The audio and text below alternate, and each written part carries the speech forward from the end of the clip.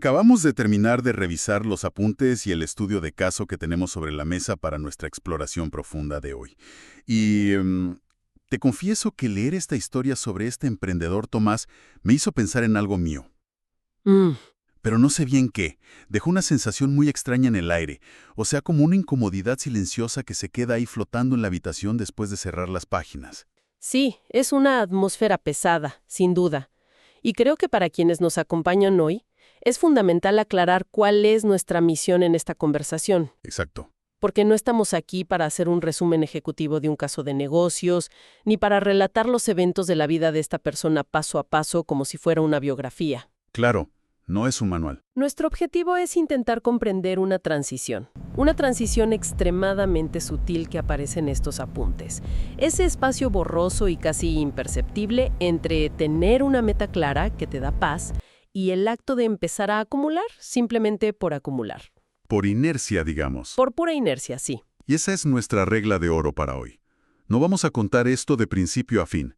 Vamos a saltar directamente a esos momentos, a esas sensaciones y pequeñas decisiones que realmente nos llamaron la atención. Y yo quiero empezar con un punto de partida que me pareció sumamente modesto, Ujú. especialmente si consideramos cómo funciona el mundo hoy. Hay una imagen de Tomás cuando recién llega a alquilar un espacio en una oficina compartida.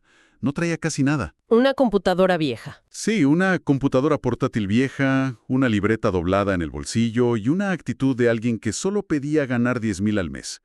Si lo piensas, en un entorno donde todo el mundo parece querer escalar su negocio a niveles absurdos y comprar un avión privado a los 30, esta falta de grandilocuencia es hasta refrescante. Totalmente. No había ambiciones desmedidas, solo un número concreto para vivir tranquilo. Lo que resulta fascinante de esa etapa inicial es la interacción que tiene con Martín, esta figura más experimentada que acepta orientarle un poco en sus inicios. Cuando Tomás le explica sus planes, le dice que con 10,000 le basta, que de verdad no necesita más para el estilo de vida que busca. Y Martín no se burla de su falta de ambición corporativa. No, para nada. Lo mira y le responde algo muy revelador. Le dice que es una cifra razonable. Si llegas ahí, tu vida puede ser bastante simple. Simple. Esa palabra simple encierra todo el propósito inicial de este individuo. Y lo que documenta el estudio es que, efectivamente, al año exacto de trabajo disciplinado, Tomás alcanza esa paz. Llega a la meta. Llega a la meta que se había propuesto. A ver, analicemos esto con cuidado, porque hay un detalle memorable en cómo se narra ese triunfo. Pensemos en la escena de la celebración cuando los números y las métricas finalmente cierran en esos 10,000 al mes. No hay gran fiesta. No hubo gritos de euforia en la oficina. No alquilaron un yate ni hicieron un evento enorme para publicar en redes. Fue un momento de calma total. Invita a cenar a Laura, su pareja, a un restaurante agradable pero nada extravagante. Un martes cualquiera. Un martes. Piden una botella de vino y él simplemente levanta la copa, la mira a los ojos y dice, «Lo logramos». Y durante esas primeras semanas posteriores, la vida de Tomás es exactamente lo que prometía ser. Dormía sus 8 horas, entrenaba por las mañanas, veía a sus amigos los fines de semana. Había llegado a la cima de su propia montaña. Exacto. Y es justo en esa cima apacible donde empieza el giro invisible de esta historia. Digo invisible porque, si revisamos los apuntes, queda clara una cosa. No hay un detonante externo. No hay una crisis. No hay una crisis en el mercado que lo obligue a reaccionar. No hay un competidor agresivo, no hay deudas repentinas ni emergencias familiares. El cambio es completamente interno y casi mundano. Pasa desapercibido. Ocurre una tarde cualquiera, mientras él está simplemente revisando las hojas de cálculo. Ahí empieza esa pequeña negociación silenciosa en la cabeza. Un susurro que dice, si ajusto esta variable, si sumo este cliente que acaba de llamar. Si aguanto un poco más este ritmo por un par de meses. Ese es el inicio. Fíjate que tal vez el problema no fue querer más, sino no saber cuándo era suficiente. Porque esa tarde frente a la computadora, el número 10,000 dejó de ser un destino y se convirtió en una línea de salida que él mismo borró y volvió a dibujar más lejos. Esa frase captura la esencia del problema y se cristaliza de una manera muy cruda en la conversación que tiene con Martín poco tiempo después. Tomás decide pedir un café con él para darle una actualización y le dice que cree que puede llevar el negocio más alto. Habla de optimizar, de escalar, menciona que puede llegar a 20 O 30,000 al mes. sí, 30,000. Y Martín, desde su posición de observador externo, no reacciona con aplausos. Se toma su tiempo, revuelve el café y le hace una pregunta muy sencilla. ¿Para qué? La respuesta que da Tomás en ese momento me pareció escalofriante por lo increíblemente común que suena. Él se encoge de hombros, casi restándole importancia a la pregunta, y dice, porque ahora sé que puedo. Es fuertísimo. Es un balde de agua fría. Ya no hay un propósito de vida detrás del número. No hay una casa que quiera comprar, no hay un deseo de retirarse joven. El puedo reemplaza por completo al para qué. Totalmente. La capacidad técnica de generar más dinero se convierte en la única justificación para hacerlo. Si conectamos este comportamiento con cómo solemos actuar en la sociedad en general, vemos la verdadera trampa de la disciplina. Lo peligroso de este texto es que nada de lo que hace Tomás suena extremo. Claro, no es un adicto al juego. No está apostando su casa en un casino. No toma decisiones erráticas. Todo es perfectamente lógico y matemáticamente razonable. Y en la inmensa mayoría de los entornos profesionales es algo socialmente admirable. Te premian por eso. El hecho de poder rendir más, de optimizar tu tiempo al máximo, sacrificar el descanso por la productividad se ve como una virtud absoluta. Aplaudimos a la gente que no se detiene. Y eso nos lleva a un punto muy incómodo. Al leer los apuntes confieso que al principio no siento que él hiciera nada mal. Y eso es lo inquietante. Ajá. Uno suele leer historias de grandes caídas y siempre espera ver el momento exacto donde el protagonista comete un error ético gigante o se corrompe por la avaricia. Pero aquí no hay villanos. Hay una disciplina impecable y una ética de trabajo intachable. Es un buen tipo. Es un buen tipo. Él le dice a Martín con un orgullo muy genuino, tengo la disciplina, tengo el sistema, puedo rendir más. Y Martín con esa sabiduría silenciosa le advierte suavemente que no se trata solo de la capacidad de rendir, sino de qué cosas estás dispuesto a dejar fuera de tu vida mientras sigues subiendo. Esa advertencia choca contra un muro de racionalización. Tomás responde con la excusa más antigua y resistente que nos contamos a nosotros mismos cuando nos obsesionamos con el trabajo. Será temporal. Será temporal. Asegura que es solo un empujón de unos meses. Ese es el verdadero inicio del desgaste invisible. Porque los registros no nos muestran grandes peleas a gritos en su casa. No hay drama. Nos muestran una colección de escenas pequeñas, casi imperceptibles.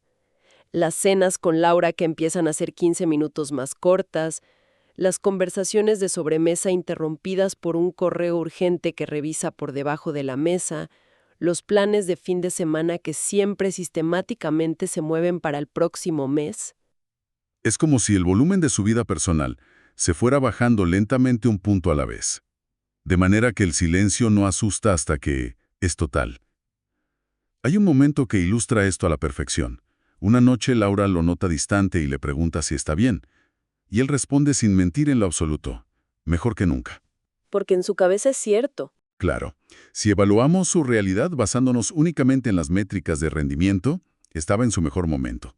El proyecto crecía, los márgenes eran excelentes. Pero ya no había calma en su día a día. Lo que se describe en sus rutinas es un impulso, una urgencia elegante que no grita pero que empuja constantemente hacia adelante sin dejarte respirar. Ese impulso ciego nos lleva directamente a un contraste brutal en la forma en que se comunica. Hay un registro de los correos electrónicos entre él y Martín que marca un antes y un después. Cuando Tomás alcanza la barrera de los 30,000, le escribe a su antiguo mentor. Es un correo muy revelador por su estructura, sumamente breve, muy orgulloso y quirúrgicamente preciso. Es un reporte ejecutivo. Sí, un reporte de una victoria militar. Enumera las métricas, el crecimiento y cierra con un tono de misión cumplida. La respuesta que recibe de Martín es de las cosas que más te hacen detenerte a pensar. Martín le contesta al día siguiente. Lo felicita por los números, reconoce su capacidad de ejecución, pero le lanza una sola pregunta al final del texto. Una línea suelta que, según los apuntes, Tomás leyó y releyó varias veces frente a la pantalla luminosa. ¿Y cómo estás tú? Un espacio en blanco monumental. Pasaron 6 meses. Nunca contestó ese correo. Medio año de absoluto silencio. Porque cuando lo admirable se vuelve vacío, no hay palabras fáciles, ni métricas, ni gráficos de crecimiento que puedan explicarlo. Ese silencio encapsula la incapacidad de Tomás para articular lo que estaba perdiendo. Ujú. Lo que nos lleva inevitablemente a esa segunda comunicación con Martín 6 meses después. Es un correo completamente distinto, más largo, menos claro, con una redacción menos firme. Es el mensaje donde finalmente cuenta que Laura había hecho las maletas y se había ido del departamento. Y nuevamente la forma en que ocurre esa separación rompe con todos los moldes narrativos. Falta el drama de las películas y eso lo hace mucho más doloroso. Sí, No hubo una gran pelea por una infidelidad. No hubo puertas azotadas a las 3 de la mañana ni reproches épicos en un pasillo oscuro. Fue simplemente una conversación cansada en una noche cualquiera de martes, muy parecida a la noche en que habían celebrado sus primeros 10,000. la falta de explosiones emocionales hace que esa escena sea devastadora.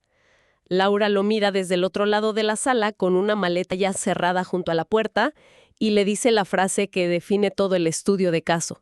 Ya no estás y no sé cuándo te fuiste. Uf. Esa es la estocada final porque Tomás no supo cómo discutirlo. No pudo rebatir el argumento con lógica empresarial ni prometer que cambiaría porque sabía que era la verdad más absoluta de esa habitación, Él había estado físicamente ahí. compartiendo el techo. Pero su presencia real había desaparecido hacía meses. El dinero seguía entrando, el respeto en su círculo seguía entrando, pero algo fundamental dentro de él se había vaciado por completo. Y sin hacer ningún ruido. A mí me dio la sensación de que nadie le robó nada en todo este proceso. Claro, No fue víctima de una estafa, no hubo un socio que lo traicionara por la espalda. Todo el tiempo, la energía, la atención que le quitó a su relación fue entregada voluntariamente. Lo entregó a cambio de mantener vivo ese impulso de ver hasta dónde podía empujar los límites de su propia capacidad. Es un intercambio que él mismo firmó todos los días. el resultado directo de esa entrega voluntaria mes tras mes es un tipo de cansancio muy particular. Tomás empieza a notar una fatiga extraña muy pesada. Y no es cansancio físico. No, no es de haber corrido un maratón o cargado cajas. Es un cansancio puramente mental y espiritual. Una neblina constante. Una sensación de que literalmente no te puedes curar durmiendo 12 horas en un fin de semana. No importa cuánto descanses, despiertas igual de agotada. A su alrededor, la maquinaria que había construido funcionaba a la perfección, pero el operador de esa máquina estaba fundido. Llegamos a esa imagen cerca del final de los apuntes que me parece la más potente y visual de toda la lectura. Es una tarde de jueves parecida a aquella en la que decidió que 10,000 no eran suficientes. Revisa su agenda, ve que ha cumplido todos los objetivos del trimestre y de pronto se da cuenta de algo profundamente incómodo. Ya no sabe para qué trabaja tanto. Perdió el hilo conductor. Por completo, ya no hay un número final en el horizonte. No existe esa cifra mágica que promete el descanso definitivo. Entonces, hace algo inusual para él. Cierra la computadora horas antes de lo habitual. No abre un libro, no enciende la televisión, no llama a nadie. Se queda sentado en la silla giratoria en el silencio de su departamento vacío, sin hacer nada, solo mirando su propio reflejo en el cristal de la ventana mientras oscurece afuera. En ese reflejo borroso sobre el vidrio es donde ocurre el verdadero ajuste de cuentas de esta historia. No en un tribunal ni en una junta directiva. Frente a su propia imagen. El texto sugiere que piense en su versión del pasado. En aquel Tomás entusiasta que le dijo a Martín con 10,000 me basta. Y lo más duro es que al recordar a ese joven, lo que siente no es vergüenza por haber sido poco ambicioso, tampoco rabia. Lo que lo invade es una pena inmensa, una tristeza profunda porque se da cuenta de que aquel joven del pasado había sido brutalmente sincero. Realmente le bastaba con esa vida simple. Y él mismo se encargó de destruirla persiguiendo un fantasma. ¿En qué momento una meta deja de ser un punto de llegada? Esa es la pregunta gigante que queda flotando para quienes están escuchando este análisis hoy. Porque parece que para Tomás la meta dejó de ser un destino donde plantar una bandera y descansar, para transformarse en una cinta de correr que va cada vez más rápido y que trágicamente no tiene un botón de apagado a la vista. Es la encarnación perfecta de la paradoja de la disciplina de la que hablábamos. Y aquí reside el detalle más crudo de esta narrativa, lo que la hace tan inquietantemente cercana para cualquiera en el mundo profesional moderno. Tomás no se arruinó. No. No perdió su empresa por mala gestión, no terminó viviendo en la calle sin un peso, no tocó fondo de una manera espectacular. el mundo exterior lo sigue viendo como un caso de éxito rotundo. Es un ganador a los ojos de los demás. Exacto. Simplemente entendió cuando ya era demasiado tarde que la disciplina es una herramienta completamente ciega. No tiene moral ni brújula. No te dice cuándo parar ni te advierte que te estás acercando al precipicio de tu propia salud mental. Solo te da la fuerza para seguir empujando el muro. Y si no eliges con muchísimo cuidado hacia dónde estás empujando ese muro, tu propia fuerza te puede llevar muy, pero muy lejos del lugar donde realmente querías estar. Y hay algo más que me surge al pensar en este nivel de optimización extrema. Pareciera que hemos construido, o al menos aceptado, una cultura que no solo permite este tipo de aislamiento, sino que lo necesita para funcionar.